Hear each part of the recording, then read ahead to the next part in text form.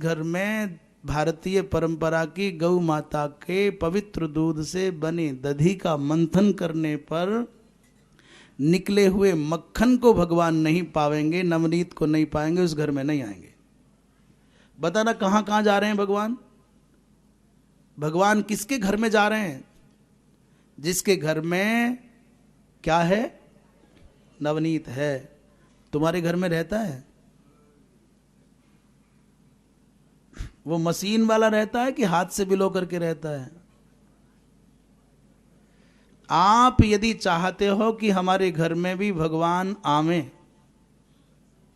छुप के आवे अथवा प्रगट आवे, तो कृपया इस मंत्र को समझ लीजिए। ये अनुष्ठान मानो, पूजा मानो, भजन मानो, व्यायाम मानो, दिनचर्या मानो, जो मानो सो मानो। अपने हाथ से गौ माता के दूध को गर्म भी करो। ये भजन प्रारंभ हो गया। मुझको ठाकुर जी का भोग लगाना है। एक तो है औपचारिकता, जो बना वो धर दिया, अभी हमको करना है। एक है भावना, दूध भी लाना है, उसको गर्म भी करना है, उसको दही के लिए तैयार भी करना है, उसका मंथन भी करना है, नवनीत भी बनाना है और फिर भगवान को भोग लगाना है। भजन प्रारंभ हुआ दूध लाने से।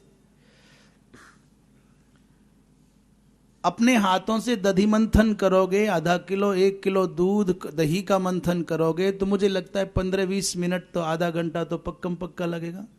मक्खन निकलने में आधा घंटा तो हाथ से लगेगा कि नहीं लगेगा? कर सकते हो तो गौ माता का दूध ला करके स्वयं दधी बनाओ।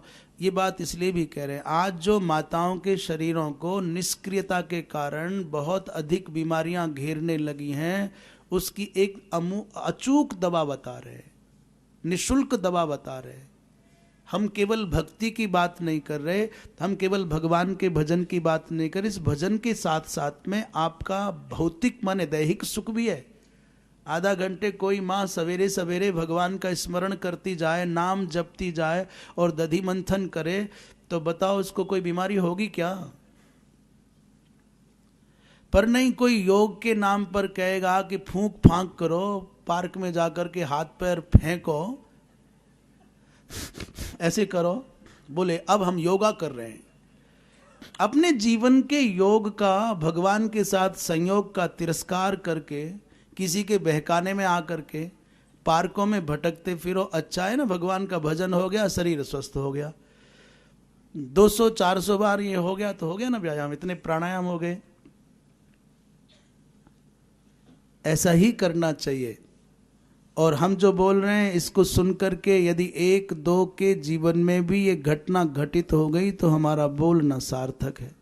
हमें मालूम है 100% तो संभव ही नहीं है, पर हम तो उतने से संतोष कर लेंगे कि एक भी घर में ऐसा हो गया तो बात बन गई। किन घरों में गंदगी करके जाते हैं भगवान? जिन घरों में नवनीत नहीं पाते हैं।